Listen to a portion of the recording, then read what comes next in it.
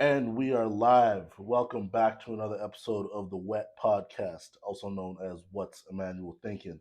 My name is Emmanuel. How are we doing today, man? I'm doing good. Thank you for asking. Maybe just check on yourself, check on a friend, see how they doing too, man. We gonna get right into it, man. Today I've been thinking a little bit about positivity. I've been thinking about positivity. I've been thinking about authenticity. I've been thinking about chasing your dreams. I've been thinking about, trying to get somewhere where you haven't been, doing something you don't know with people that are also in that same mist, right? And it doesn't just apply to myself in the comedy world, it applies to everybody that's doing something, right? And actually, where it came from is the whole issue around the actors and writers strike right now. The actors, writers are striking right now, so everything's been put to a halt. All movies, TV shows, everything that you like to binge watch. No, nothing new. No more new stuff. All them shows that you were anticipating to watch, put on stop. And that's crazy right now. And it's wild because like we just came out of a pandemic that just put a stop to all creative forms of art.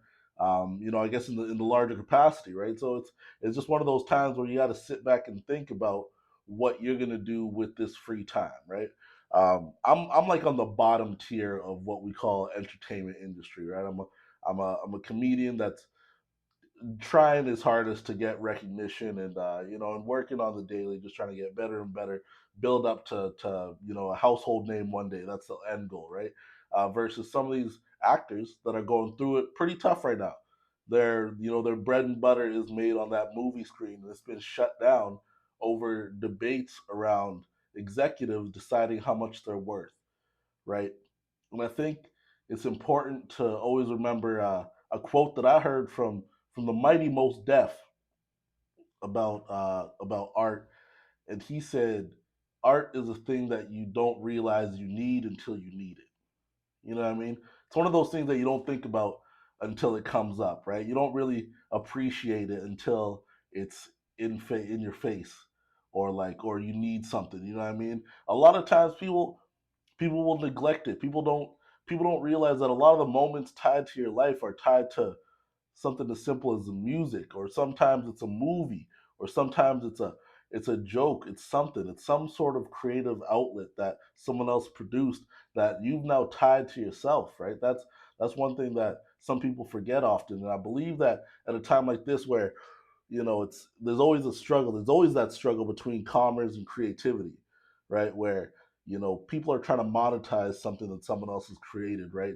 And a business mindset isn't always as cohesive with a creative mindset, right? There's always that clash that goes on, right? Because like, how in the world can you be creative but also be put under a certain type of pressure, right? Where you have to create at a certain capacity at a certain time, right? Because the very concept and thought of like someone that is creative is that it flows. You know what I mean? It's not anything that is put on a what do you call it, on a factory line type of production. You know what I mean? It's very much like a feeling that they have that they've now translated into something else, right? It's a story that they've experienced that they've now somehow collectively put together and now made a piece of art. You know what I mean? That's what's going on right now. It's that simple. I think that's the simplest way to put it. It's just some people are pretty money hungry, and want to just try to cut out the creative. And I think that's the biggest thing right now with this whole AI discussion is the creatives feel attacked. They feel undervalued. You know, it's all just like, why would I get you to do it when I can get AI to do it? What do you mean AI to do it? Like AI didn't do it. The thing, and I think that's the way that somebody that only looks at it from a monetary standpoint would think about it. If Why would I get you to do it when I can get someone else to do it cheaper, right? It's not always about the price. It's also about the value behind it, right? There's a difference between price and value, right? And I don't know. I haven't read much into this just because again, like I'm so far away from being part of the strike. But hey, from what I understand, I'm on team actors. That's all I know. Every time there's a situation where it's a strike, usually the people getting stroke against, is that a word? Who knows? I don't even. Yeah, regardless. Anyways, anyone the team getting stroked against is usually the villains in this case, and the millionaire billionaire executives have rarely been on the good side of the discussion when it comes to anything on Earth. Actually, matter of fact, not just this industry. I think every industry we can agree that billionaires and millionaires have never been uh, the good guys. You know what I mean? This ain't the Marvel universe. You know what I mean? There's not a whole bunch of Tony Starks walking around. And actually, even in the Marvel universe, they protest against them damn Avengers, right? So there you go. Even in the fantasy world, the billionaires are not always perceived as the good guys, right? And that's just how it goes. Um, and I think that's actually one thing. And I know what we're I bounce around a lot. Y'all probably figure that out by now. I bounce around a lot whenever I'm talking. But today I want to address why. Right? It's because I'm trying to do something that I've never done. I'm not used to a podcast type of form talking. I'm used to just talking. You know what I mean? This is regular. It's regular. And I talk to myself more often than you think. And that's I think that's where I get confused, right? Because I'm technically not talking to myself right now. I'm talking to you, whoever you might be, right? And actually, shout out to the last six people that listened to the podcast all the way through. Shout out to y'all. Y'all are my real MVPs. But anyways, like I said, I'm not talking to myself. I talk to myself often. I have great conversations with myself, and not on no crazy shit. I talk to myself healthy talk, conversations, full out fledged conversations, debates, arguments, introspective. We talk about a lot with me, myself, and I. We have great conversations. Oh, Emmanuel, doesn't that mean you got? Hey, look, it's not voices in my head. It's a conversation that I'm having. It's different. It's way different. I don't need to talk to no doctor about that. And by the way, that's too many people in the conversation. I already got three people. I can't be adding a doctor in there. We don't know him. He might not flow with the conversation. But anyways, what I've been trying to say is one thing that I've struggled with, and I think that's and I think honesty has been the best catalyst for really anything. So I'm gonna be honest. The one thing that I've struggled with is being authentic, right? And being authentic doesn't necessarily mean I've been lying to y'all. Manuel's not gonna lie to you people. And it's not because Emmanuel's not a liar. It's because I don't care enough to lie to you. How about that? How, often people try to mistake. It's like, oh my goodness, this person's lying to me. Blah blah blah. Look, don't worry about me. I'm not gonna lie to you because I simply don't care that much enough to lie to you. You know what I mean? I'm a real person. I lie to the people I love. That's the only people I lie to. I'm joking. I'm joking. Y'all know I'm joking. You guys know I can love y'all. Yeah, but but on the real though, like I don't lie to people because I honestly like I could care less. I just don't. I don't care about people's feelings enough to lie to them. You know what I mean? Where it's like I'm doing something good, but for the wrong reasons. Where like sometimes I just couldn't care about your feelings because feelings they get hurt so easily nowadays that like it's just too much work to try not to hurt someone's feelings. So I prefer just to be honest and just hurt your feelings because I'm not gonna tiptoe anymore. I've put my foot down and I'm no longer doing it. I'm not being a dick. I'm not being mean about it, but I'm just saying I don't care about your feelings enough to to correct anything that I'm not doing out of ill will. You know what I mean? My intentions are often pure and kind, and if that's my intention, then I'm not going to now change it because you perceive it one way or another. And I think I've been doing a good job of that in life. I have no enemies. I have no enemies. I live in a city with a high crime rate. People get stabbed all the time. I have not been stabbed. So I mean, I don't know if that's a good gauge of if you're a good person or not, like whether or not you've been assaulted or not. But for me right now, that's my gauge. I think I'm doing good. I think I'm a good person. I think people like me because nobody stabbed me yet. Bada bing, bada boom. Anyways, back to what I was trying to say, which was around authenticity. I think it was around um, being honest with myself, okay, and not adhering to pressures that I put on myself, right? And I think a lot of times people do run into this too, where they put a lot of pressure on themselves when they're trying something new, okay. For myself, the pressure that I put on myself is the pressure to have to be funny, right? And I know it's weird, Emmanuel, you're a comedian. aren't you always trying to be funny? Yeah, I'm always trying to be funny, but like I'm also trying not to be funny. You know what I mean? Like how do I put this? I don't know if you guys have ever been cool before, right? But you can see my glasses. I've been cool before as well. I'm gonna put these down while I talk about being cool, right? So the I guess the stereotypical way about being cool is everything looks effortless. You know what I mean? Like you're not trying to be cool, but you cool. You know what I mean? Y'all ever see? We've all seen cool people before out in the streets and such, and you see them walking like, man, that dude is cool, and it looks like they look cool because they don't look like they're trying to be cool. You know what I mean? And that's the same thing that I'm trying to do with this, where it's all just like everything that's gonna be funny about this discussion that I have with myself and you, depending on how you look at it, is gonna be natural. But if it's funny, it's just funny. But I've been putting pressure on myself to have to be funny. You know what I mean? I think you know what I mean. I hope you know what I mean. But I think that a lot of people will relate to this because that's what we do to ourselves. Everyone does it to ourselves, right? Like you're good at something or you're trying something and it's not going the way you feel it is, but it's not doing that because not because of the perception that people have of it, it's the perception that you have of it, of yourself, right? So often, a lot of self-talk. Like I said, I talked about. I do a lot of self-talk. I do a lot of self-reflection, and that's because who knows you better than you? I've been with me my whole life. So why wouldn't I know me the most? Exactly. Right? Pretty straightforward, pretty simple. Uh, but yeah, no, the pressure to have to be funny. I think that's one thing, a hurdle that I'm trying to climb to have this be an ongoing thing, right? Because like I said, I don't know if anyone caught episode one, but one thing I said is we try it again. We try it again. People try things over and over again. I've stopped saying that I'm done with something. I'm no longer quitting stuff. Okay, I'm just in between actions. That's all it is. You know what I mean? I'm in between gigs is what we'll call it. I would never ever quit comedy. I'll just be in between gigs perpetually, whether it's one day or one year. I'm in between gigs. Don't you worry. I'll get booked again. I will get booked again. Yeah, yeah. But let me get back to the whole creativity versus commerce discussion right now because that's one thing that's going pretty big, right? It's just if you want to do something, I'd say just do it. Believe in yourself. Try something new, but like do it from a point of security. I think I've touched on this before, but I used to try to do stuff like like a fairy tale. You know what I mean?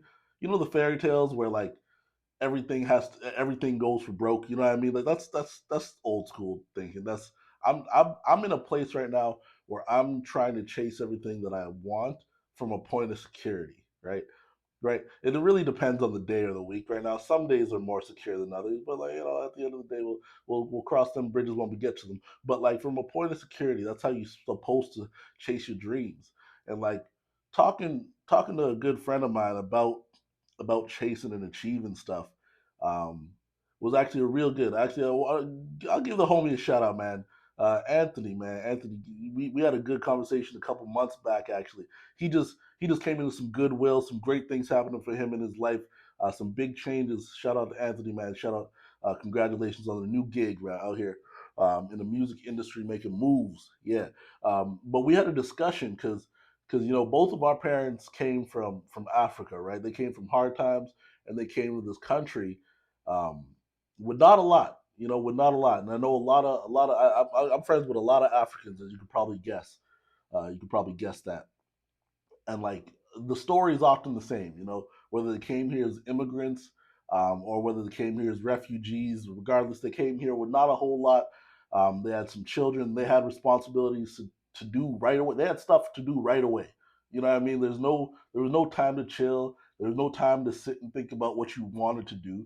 It was a matter of survival and what you had to do, right? And my parents, my mother worked very hard to make sure that me and my brothers and sisters were taken care of my entire life to this day. To this day, I'm 30. I'm, I'm 29. I Just calm down. I'm 29, and my mom just retired this year. Shout out, mom! Happy retirement. We love you. She just retired, and like that's a lot of work, man. I was just thinking about it. I was like, I don't think I've ever worked that hard at anything, and I hope to one day work that hard. But here's the thing: my mother and like my friends' parents all worked so hard because they had to, and now we don't have to. You know what I mean? Like it's not a necessity, but it's a great thing to do. But like I'm not working nearly as hard as my mother has, and I feel like I'm surviving. You know what I mean? Inexplicably, it doesn't even make sense.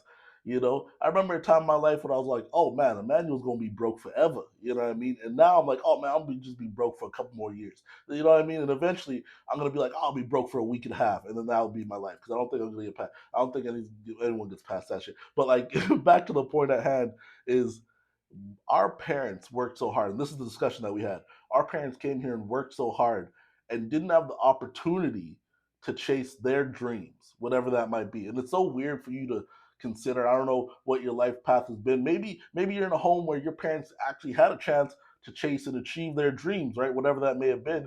But a lot of people, immigrants, refugees, even people that came here and grew up in tough situations or, different situations, their parents never actually got to chase their dreams. And we as kids have never asked our parents about that. Who in the world has asked their parents what their dreams were growing up? You know what I mean? That seems like such a weird question to ask. I've never asked my mom that. I should. I'm over here talking about it on the podcast, but I haven't asked my mom about it. You know what I mean? I definitely should. That'd be a good conversation. And like I challenge you, maybe you talk to a parent and ask them that question too, or even an older sibling, right? But but what the conversation me and Anthony were having kind of came to was like you almost feel like you have to chase your dreams at a time like this, right? When you're in this, when you're younger, you have the energy, you have the drive, you have the passion, you have the potential, you have the opportunity. All these things are lining up. It almost feels like a disservice for the sacrifice that your parents made for you not to go and try to do what you want to do. You know what I'm saying? I really think I got something with that. Let me try to repeat that because I really feel like I got myself hyped right now. It feels like almost disrespectful for you not to chase the dreams that you have because they had made the sacrifice that they did to get you into the position that you're in. You know what I'm saying? So like for instance, for me right now, I've tried and I've failed at many things in life. I've tried and failed at many things, and I know a lot of you have, right? Whether it's business wise, whether it's relationship wise, whether it's creatively wise, but with all these, you know what I mean? A bunch of failures. That's what's out here. We all just a bunch of failures. Everybody failing, right? But that's not a bad thing. That's not a bad thing. But right now, I've failed at so many things, and like you learn from them.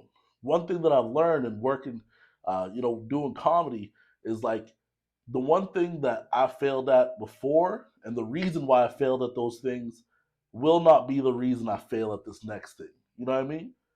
That's one thing that I had a chance to like really reflect on. Like I used to play basketball. Shout out to all my basketball heads out there. Oh, and big shout out to the Sea Bears, Winnipeg Sea Bears. What up? Big shout out to that man, making the noise in the city. First season, headed to the playoffs. Great organization, great time, always a good time. And every time I go in that building to go watch a Sea Bears game, I see every single person that I've ever played ball against. Had ref me, had coach me, and it's just always a good time. Just great vibes, man. The basketball community in Winnipeg is forever. I swear, it's forever. Love y'all to death, no matter what. But let's get back to the point is I used to play ball and I remember thinking I was doing something. You know what I mean? I remember thinking, oh yeah, I could go far with this. And I didn't realize how little work I was really putting in to achieve the goal that I said I wanted. Right? Right now, so now reverse flip that. That was how many years ago. Now I'm doing comedy and like I feel like I work very hard at comedy. I feel like I'm constantly writing. I'm trying to write new jokes every single day, trying to polish the act, trying to get from point A to point B as fast as possible. But I was talking to a homie, and he was like, "Oh man, you work real hard," and I was all like, "That's because I failed at a lot of things right now, And the one reason why I fail comedy will not be because I didn't work hard enough, right? That's the one reason I will not let that. I will fail comedy because I'm not funny. I'll fail comedy because people don't like me. I'll fail comedy because I say crazy stuff on stage. I'll fail comedy because I never get picked up for anything. I don't get any opportunities. But the one reason why I will not fail will not be because of my work ethic. That's one thing for sure. I promise you. If you ever hear Emmanuel doesn't do comedy anymore, it's because nobody will put him on the stage. It will have nothing to do with how hard he's worked, how much he's written, and how much stage time he puts up there. Because I feel like I put up numbers with the best of them. I talk to the best of them. I get advice from the best of them. I write and I bounce jokes off the best of them. That's what I try. I try my hardest because I'm trying to be one of the best of them. And to be the best, you got to beat the best and work with the best. And that's what I'm doing. And I feel like, oh man, I'm getting myself hyped right now. I'm sorry if I'm getting myself hyped right now, and then you guys are just sitting there all mundane and stuff. But I really do want you to feel the passion right now. We're in a position right now where everything is aligned. The sacrifices from our parents have been made. Now is the time to try to do what you want to do.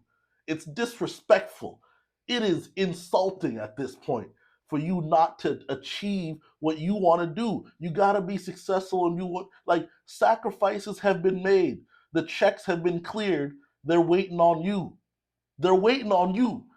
They're waiting on you. That's what I'm saying, man. Shout out to my mama, man. I'm gonna make it, and that's a statement, and that's a fact. Now it's recorded on camera and everything because the sacrifices have already been made. The checks have been cleared. The prayers have been sent. Right? It's just a matter of you putting in that work to make it happen. Right? That leads me to my next big announcement. Right now, let me get all I got a little sweat going from from all the hype that I was going. But let me quickly announce this on the Wet Podcast.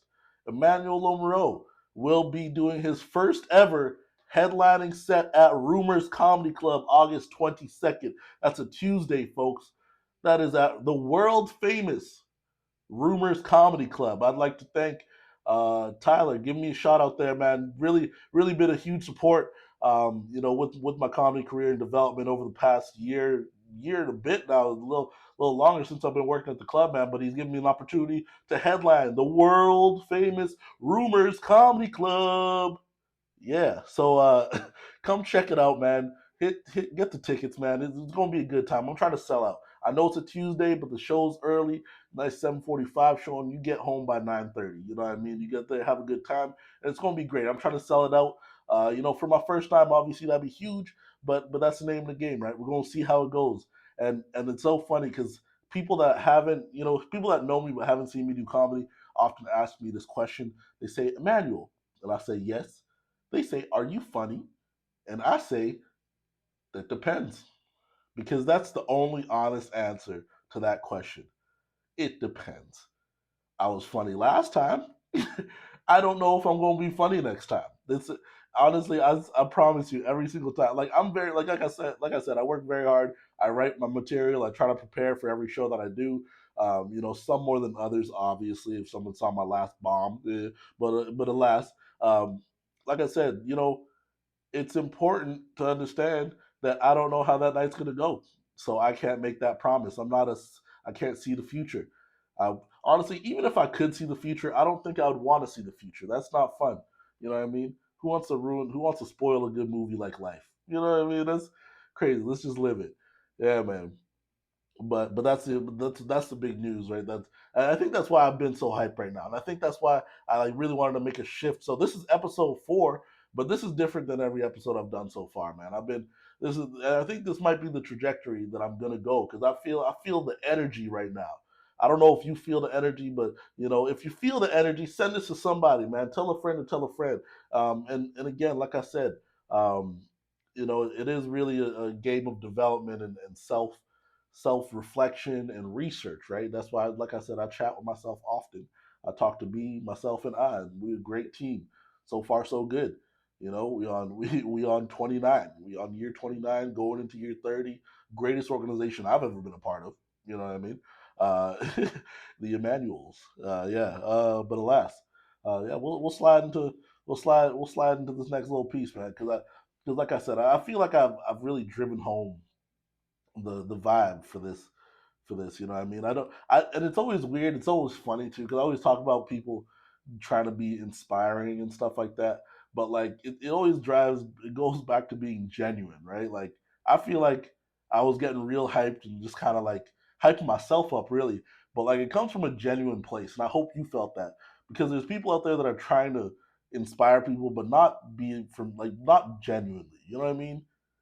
Like you could tell that there's like a grift in place when some people are talking. It feels weird. Like it's like somebody getting you hyped up, and then it's nothing, and then you end up in a multi-level marketing freaking selling lotion. You know what I mean? Like, you know what I mean? But no lie, man. Those multi-level marketing people, they know how to talk some trash, yo. Them people know how to talk some trash. They'll make you believe you gonna buy your mama a house selling staplers, yo. Like I swear, yo. Them people can talk. Them people can talk. That's one thing they can do for sure. Oh my goodness, man. Them LML, LML, MLM. Ooh, man, goodness gracious. Where the almost pulled my tongue trying to get that out.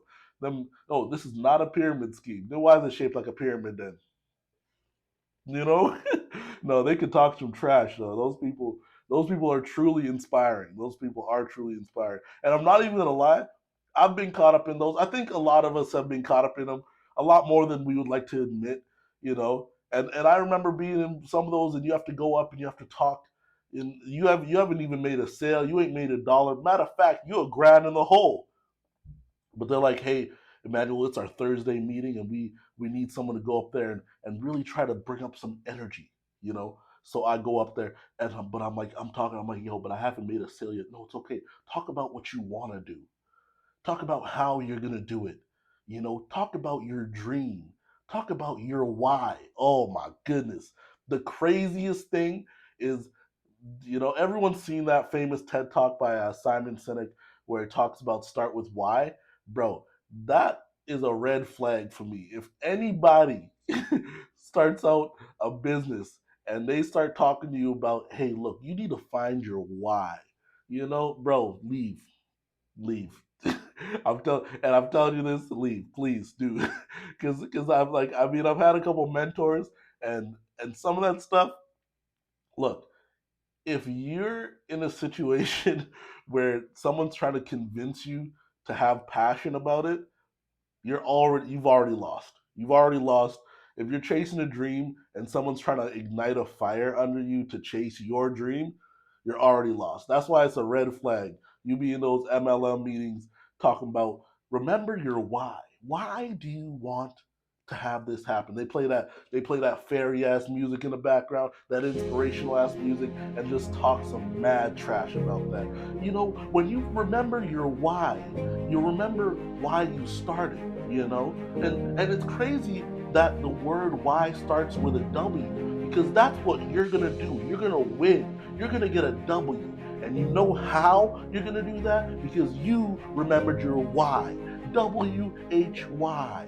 That is what we're talking about here, bro. I'm telling you, them people is terrifyingly good at their like. I'm not even gonna lie to you. What I'm gonna do is I'm gonna take that little bit there and I'm gonna put some of that inspirational music on it. I might go viral. That's terrifying. You know what I mean? But shout out to my pyramid schemers, man. Keep doing your hustle, man. Because honestly, in life, so you got to get swindled once or twice. That's just, and better you get swindled, with low stakes than high stakes. If you don't get swindled, get swindled early, right? I got swindled early, man. I remember I tried to sell, some of that pyramid scheme insurance. I tried to sell some of that pyramid scheme lotions. And I'm not going to say company names because I don't know if they have a legal team. I imagine they do because they get sued often. But I'm not going to try to find out. But alas, like I said, I've been but get swindled sometimes. Sometimes you got to get swindled because they catch you slipping once, they won't catch you slipping again. You put some grip on your shoes and keep moving. You know what I mean? Man, we gonna wrap it up at that, man. I really like. I like the flow of this. Like I said, the energy today was immaculate, and I really do feel like it's because I get to talk to you genuinely without the pressure of having to be funny, right? So that's a wrap on this segment of the Wet Podcast.